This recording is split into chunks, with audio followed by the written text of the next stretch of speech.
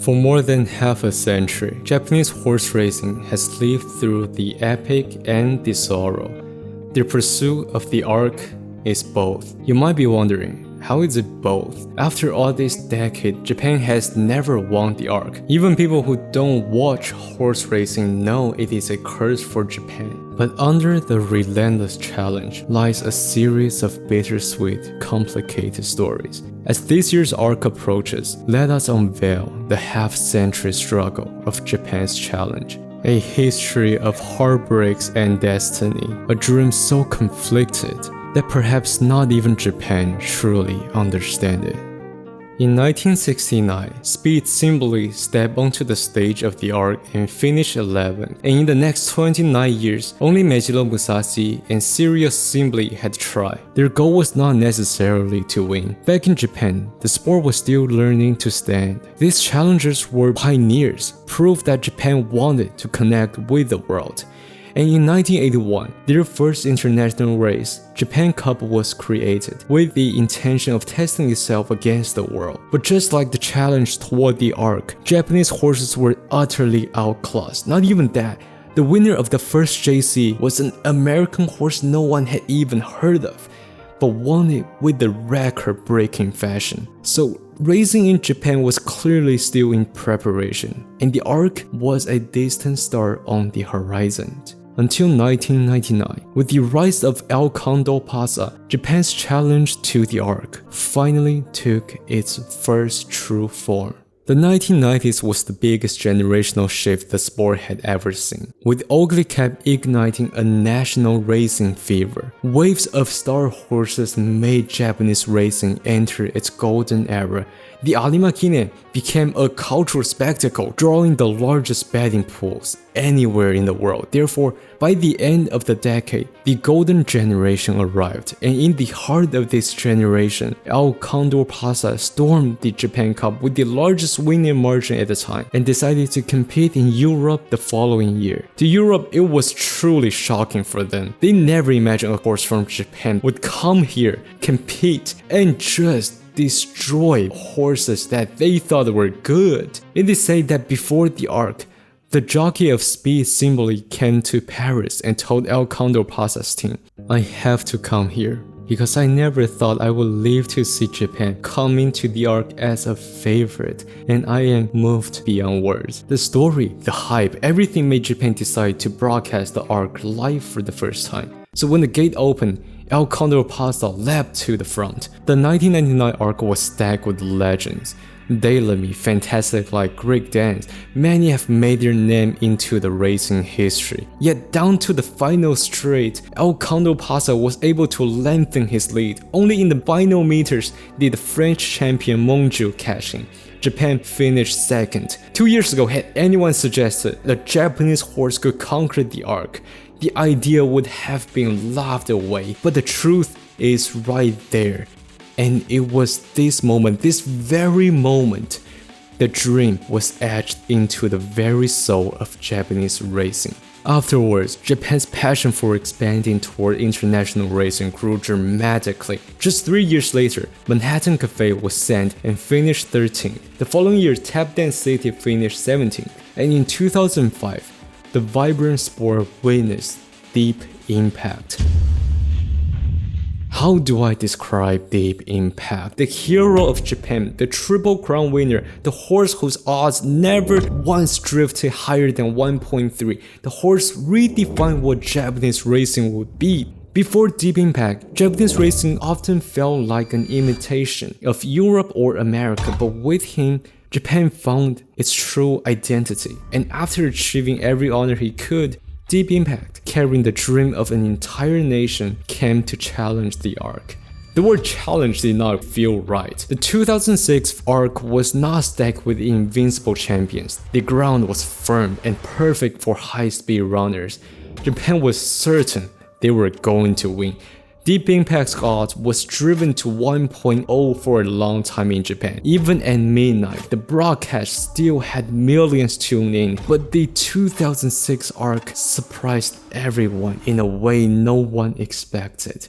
Deep Impact was not able to handle the unique demand of Longchamp and only finished third. And days later, his drug test returned positive, although not considered as intentional cheating.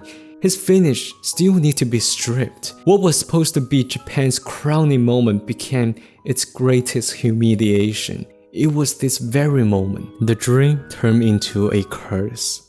Imagine if your champion, representing your country, sent to conquer the world stage and return with such a scandal. Do you give up or do you become more determined? The answer is obvious. In 2008, the Double Crown winner, Meisho Samsung, competed, finished only 10th. Although all these challenges were the very elite, the result was mostly disappointing. By the 21st century, Japanese racing had fully embraced the path of quick, high-speed racing with a very fast pace. It worked spectacularly at Hong Kong. In Dubai, the Japan Cup, once dominated by outsiders, had become untouchable for outsiders. But such strength does not clash well with Longchamp. However, Japan did not quite realize, in fact, the world had not yet realized this fundamental misalignment. More and more challengers were sent, and so into the 2010s, it entered a short period of Phantom Era, a time when, by all logic, they weren't supposed to succeed. Yet, a few exceptions had pushed this dream into a new height. Nakayama Festa ワークフォース2頭が並んでいる外からサラヒラさあ中山フェスタがワークフォースが外からクリネのまたいが来たぞ日本のオルフェーブルだ外からオルフェーブル先頭に変わった残り 300m オルフェーブル先頭だ Many people know the story of Japan challenging the arc. This is not new, but number never tell a full story. Behind these challenges sometimes lies a series of bittersweet, complicated stories, such as Nakayama Festa. Unlike other horses mentioned, Nakayama Festa is not a superstar. In fact, he was bought at a cheap price by Shinichi Izumi for his beloved daughter Nobuko. As a child of state goat, training him was a huge struggle. But the owner Nobuko did not seem to care at all. She adored this horse. She would visit him often, feeding him, whispering with him, and felt as if he had a special connection with her. In time, Nakayama Festa began to wait for his human mother by the door, restless until she arrived. However, after a certain period of time, Nakayama Festa's career dropped dramatically. The reason for that is Nobuko stopped visiting him and Nakayama grew even more violent, unable to maintain even the most basic training. If this continued, he might not even be a racehorse anymore. But on the other hand, Nobuko had been diagnosed with late-stage cancer. Aware that her time was near, she chose to travel to her favorite country, France. Soon passed away. Her father, already 83, inherited all her belongings, including Nakayama Festa. Therefore, Nakayama's team decided to contact him about the horse, and after learning the horse would go rage as he missed Nobuko, the old man was moved and told the team, "Can you please have him live happily after, just like how my daughter would want it to be?"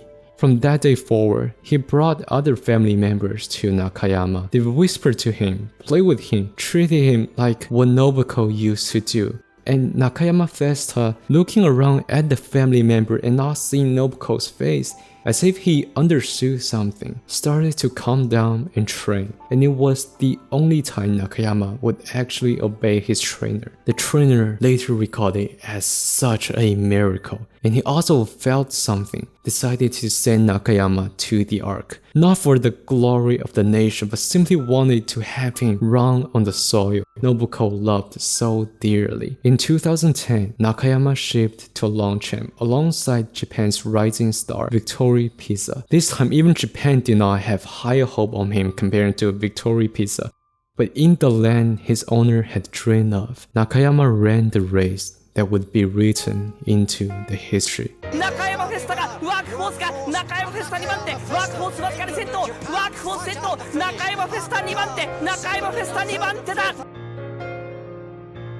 A year later, past his peak, Nakayama returned and only finished 11th. Yet his arc challenge would always be one of the most romantic pages in Japanese racing. But in the same year, another big thing happened in Japan. The biggest earthquake in modern Japan took place. It was one of the biggest natural disasters. If you want to know more about the devastation it caused, you can search it up yourself. But just when the entire nation was mourning in grief, a horse, shining like gold, swept his losing streak, rose to achieve the Triple Crown and Arimakinen, a Grand Slam unseen in the new century that encouraged the entire nation, took this sport into a new height and sparked the renaissance of Japanese horse racing. He is the Golden Tyrant, Orfevre.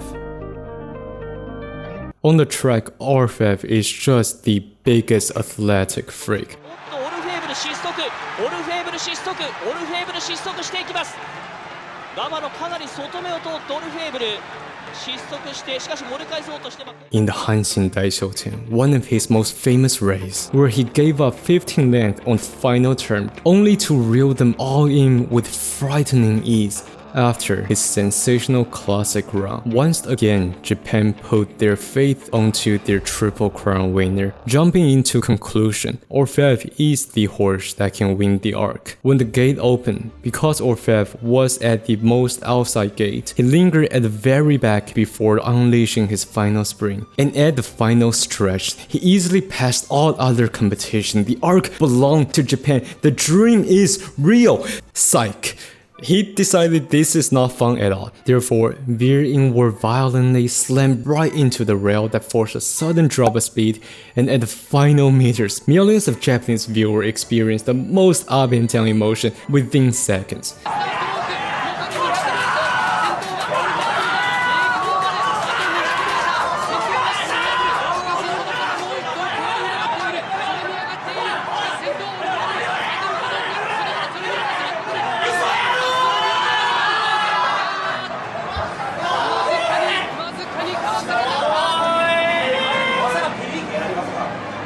This image of both the horse and jockey looking confusingly at the champion also became an all-time classic. The announcer later on said that, "I have casted him when he dropped his jockey off. Twice. I have casted him when he stopped mid-race. I casted him when he decided to not run at all. So before the race, I just knew this son of the state gold was going to do something again." So Japan did what every Japanese company would do. No retirement, you need to overwork. However, in 2013, an injury resulted in a long-time layoff for him. And when he came back, it was already the arc. And so many things happened within his layoff. Derby champion Kizuna also joined the challenge. Not only was Kizuna a super talented horse, France had also witnessed their super horse this year. This time, Orfevre did not choose to linger at the rear and try to aim for a forward position. But by doing that, he was completely boxed in the middle, could not fight his way out. And when he finally found his way out, Trev already started her sprint. If you have watched the 2013 arc, there's not a single second you would doubt Trev could win the arc, just like her grandfather Monju. France once again shut down Japan's dream. At the time, Japan was very disappointing. That Orfevre finished second again and Kizuna finished fourth. But all things considered, it really was not that bad, knowing what happened in the future. In 2014, Japan assembled their dream team consisting of Goldship, Justaway, and Hopstar. The first time Japan has sent 3 champions into the arc. However, this era still belonged to Trev. Once again, Trev just brought devastation to Longchamp with another perfect victory, joining the ranks of history as a 2-time arc champion, where Japan's champions did not even finish in the top 5. The Phantom era was filled with heartbreaks, second place after second place. But with El Condo Pasa, Deep Impact, and Orfevre, Japan had proven beyond doubt that they were a racing powerhouse. International media began to watch them seriously. global rating climbed, respect followed. When you turned on TV at this time, people would actually take these challenges seriously. People thought that in the foreseeable future, the arc will go to Japan. And so, the Phantom era ended. No one quite realized Japanese racing became too specialized for speed, too finely tuned for that quick, firm turf of home.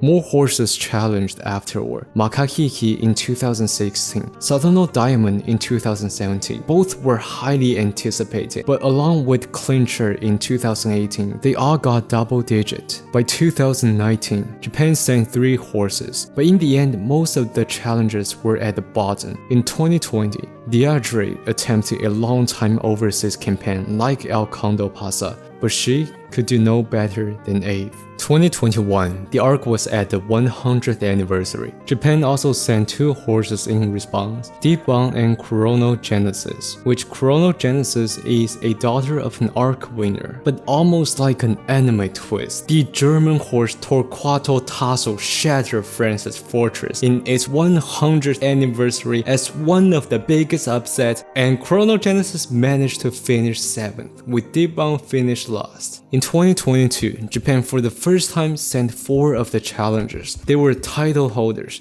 Dodius, Deep Bound, and Stay Foolish. The expectation was immense, but on the heavy ground of Longchamp, all 4 of them got double digit. Years of disappointment had this dream begin to fade, but just when it was fading, 2023, through 7 seas, the daughter of Dream Journey, a horse that had never won a G1, not even a G2, finished 4th. This pleasant surprise reignited the dream. In 2024, Shin Emperor, owned by the CEO of Side Games, was sent to France. Though he finished 12th, the game's global release was a success. Now in 2025, the challenge continues. This year, Japan sent 3 intriguing runners, which made the already chaotic art this year even more unpredictable. Today, Japan has dominated Hong Kong and Dubai and many other international races. Yet, in France, at Longchamp, their challenge, truth be told, became almost a meme. And still, they always return. Every heartbreak only deepens the legend. Every failure only fuels the next challenger. And through that, international racing becomes more interesting. More people are drawn into the unique culture Japanese racing has developed. Claiming the arc, this long-time dream will never be given up. And one day, a horse will definitely fulfill this destiny.